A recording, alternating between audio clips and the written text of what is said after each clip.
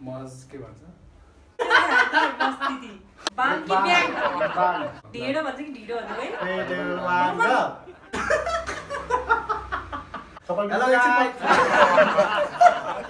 पकाइ एकछिन म अलि चलस्त परेर मुक्बाङ चाल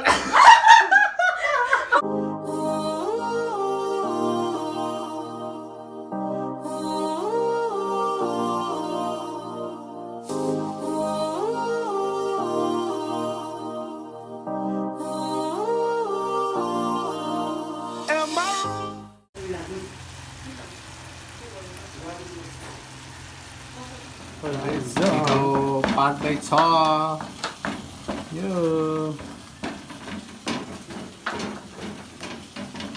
गाइस यहाँ दाइले छाममा बनाइरहनु भएको छ हातमा लगाइरहेको छ अनि सम्झना नानी चाहिँ यहाँनिर अचार किनिरहेको छ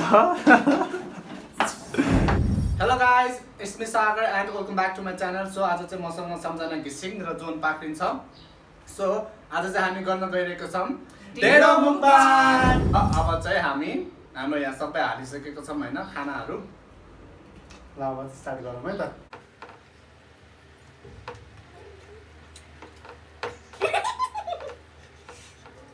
सम्झनाहरू त खाएको पारा गाइस साराङलाई चाहिँ म अलिकति मात्रै ढेँडो दिन्छु किनभने धेरै खायो भने चाहिँ त्यसले छेड्छ के त्यही भएर थोरै थोरै मात्रै दिनुपर्छ त्यसलाई ढेँडो चाहिँ मैले बनाएको है गाइस फेरि भिडियोमा देखिसक्यो त सारा अब ढिँडो खाने अचार चाहिँ हाम्रो सम्झनाले बनाएको हो सागरले चाहिँ सम्झनाले चाहिँ ढिँडो खाना आउँदैन अरे गाइस ढिँडो चपाएर खान्छ है सो अब खाना लगाएको छौँ ढिँडो कसरी खानु सिकाइदिनु मेरो भाइ आज चाहिँ हाम्रो यो उसो क्या पोर्कसँग खान लागेको हामीले पोर्कमा साग पनि हालेको छौँ एकदम मिठो म बस्न भएन यहाँ गाह्रो भयो मलाई खैन यस्तो गर्नु पर्दा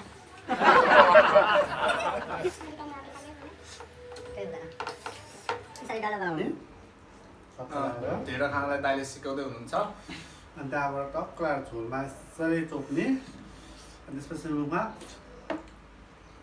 भित्र डलक्क निल्ने दामी त्यो चपाउँछ सम्झना सक्दैन अनि यो अचारमा पनि यसो गरेर अनि ढिँडो चाहिँ निल्ने अचार चाहिँ गुन्द्रुक चाहिँ चपाएर खाने म त अचारै ढिडो चलाउँछु गुन्द्रुक पनि दिन्न गुन्द्रुक पनि निलाएको सक्दैन फेरि गुन्द्रुक त चपाउनु पर्यो कस्तो मिठो सकेपछि खाएको ढेँडो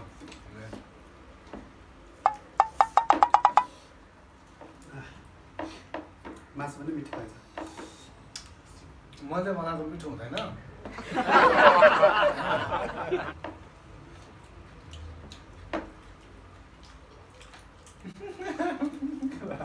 के हो यो सागर के गर्यो त्यो घ्याङ हो क्या के घ्याङले त्यो चाहिँ के भन्छ अरे मामरी चामलसँग के भन्छ अरे गोरेङ गोरेङ गोरेङ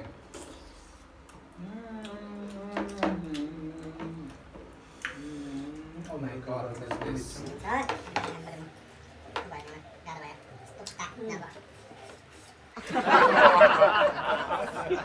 गुन्द्रुक अचार खाने छ के विचार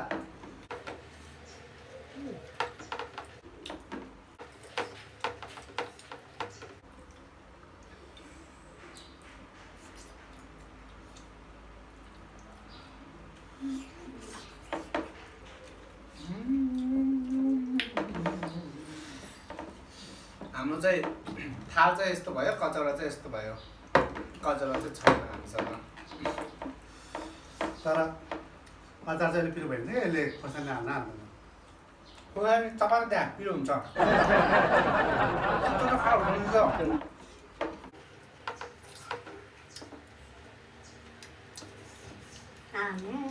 अब बेलुकासम्म भोक लाग्दैन अब कति रमाइलो हुन्छ मिठो हुन्छ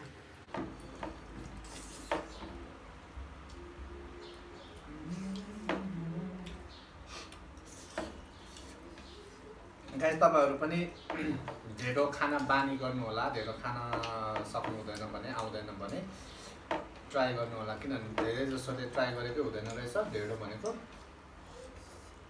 एकदमै राम्रो हो, हेल्थको लागि हेल्दी हुन्छ।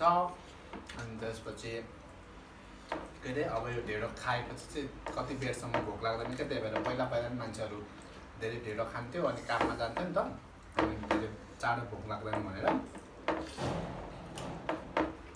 त्यही भएर पहिलाको मान्छेहरू त्यस्तो हुन्छ। तपाईँ बोल्दैन त यस्तो मिठो ढिँडो खाना पाइरहेछ। के अरे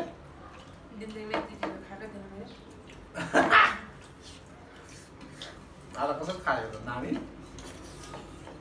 खाँदैन रे ढिँडो खाँदैन भने फेरि धेरै त्यही भएर त मैले ढिँडो नै खाने आएको भनेर जस गरेको। यस्तो मिठो हुन्छ नि त। मिठो तपाईँले बनाएको नि त है।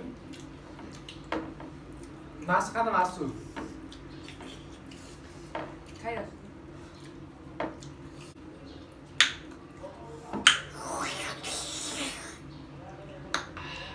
नाटक हेर यसको नाटक। के नाटक नि, मान्छे स्वाद लिइराखेको छ नाटक रो।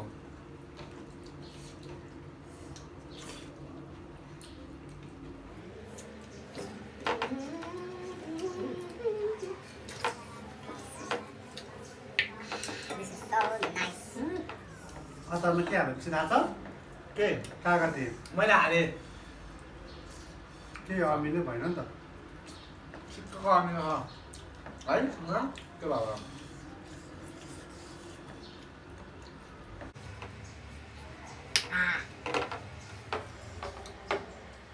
ढेँडो नआएको 1 महिना बढी भएको है हामीले, है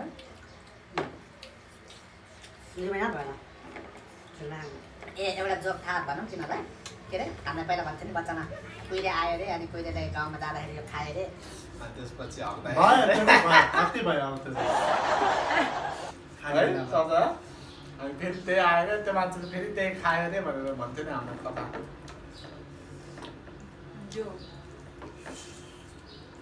सम्झनाले पनि त्यस्तो गर्छ अरे, जहिले गर्छ।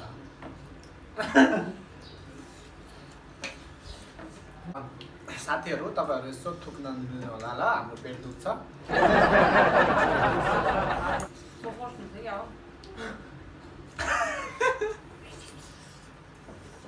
फर्स्ट भएर तिमी के पाउँछौ नानी? केही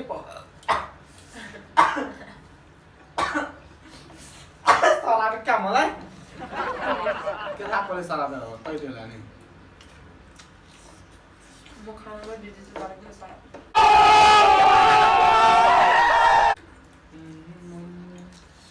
तर भर छैन। कस्तो नाकमा गयो क्या मेरो। God bless me. कसैले पनि गड ब्लेस यु भन्दैन भने। मिठो भएछ मिठो।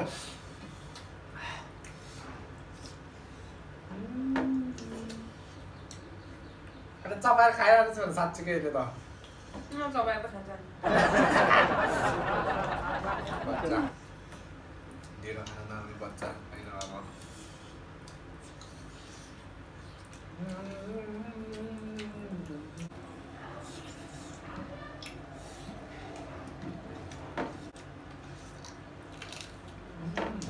कस्तो मिठो। आहा पोर्क साग यस्तो मिठो हुन्छ। एकदमै मिठो। कच्चा खा हो, मलाई अचम्मै लागेको छ यो।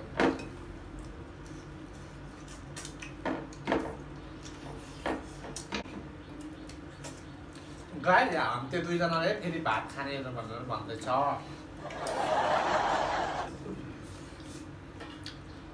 खानु पर्यो त। म त वाको लाग्छ यो ढिँडो खाएर भात खाएर रहेछ। सत्य हो। मजा आयो। I'm a savage. अगायो गाइस। सो गाइज हाम्रो चाहिँ ढिँडो सबैजनाको सक्यो अब होइन। र तपाईँहरूले चाहिँ हाम्रो मुकबाङ च्यानल हेरेर चाहिँ थुक्न दिनु होला है। So guys thank you for watching our video. यदि सब्सक्राइब गर्नु भएको छैन भने सब्सक्राइब गरिदिनु होला, लाइक कमेन्ट सेयर सबै गरिदिनु होला। र दुईजना के भन्न चाहनुहुन्छ भने भन्नु होला।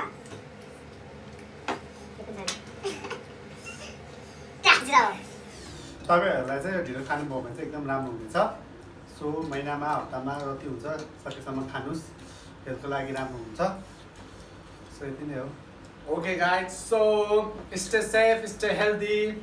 Bye bye. By by